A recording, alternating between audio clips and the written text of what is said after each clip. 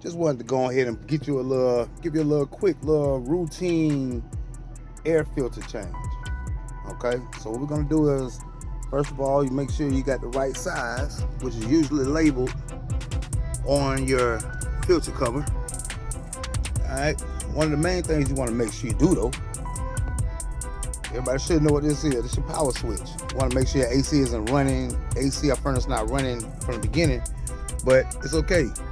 Don't be afraid of this switch here.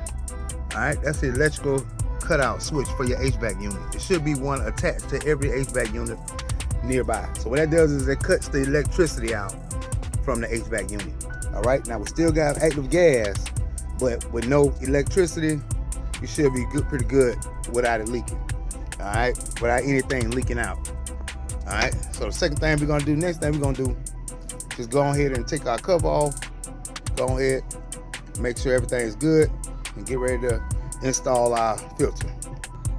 Okay, so now that we're taking our air filter off, now that we're taking our cover off, we can get straight to our air filter. Now this is one of the main things you want to pay attention to when you are replacing them. First of all, the reason for you want no airflow to be going through your furnace, because this airflow actually will continue to suck your filter. And if your filter tears or anything like that, now you got dust particles still coming off and into your property. Secondly, it can tear the filter, and you'll have particles and actual filter stuck in your motor. So you want to make sure it's off so it can be an easy removal. And like I say, easy removal. Okay, and this is the thing you want to look at. Look at the difference. Look at the difference.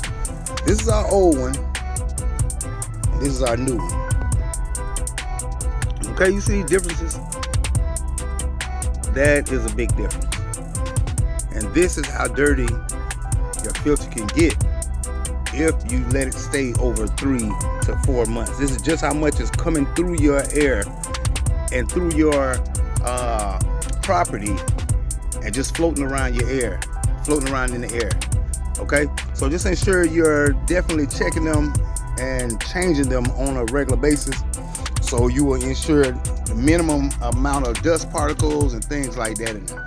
And also take the time to look at your actual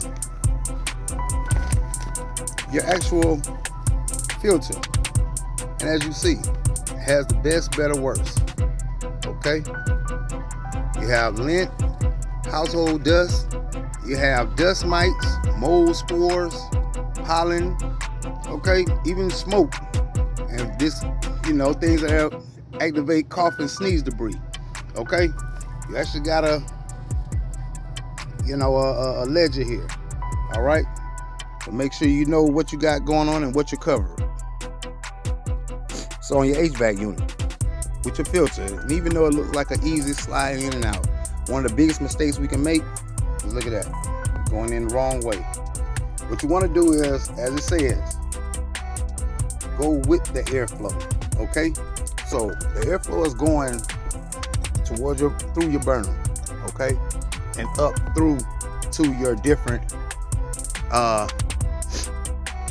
chambers that go out through the property. So what you want to do is make sure we got it in the right direction. Slide it right back in the way it came out. We're gonna put our cover back on, and then we should go directly in like so. And then we have a change filter.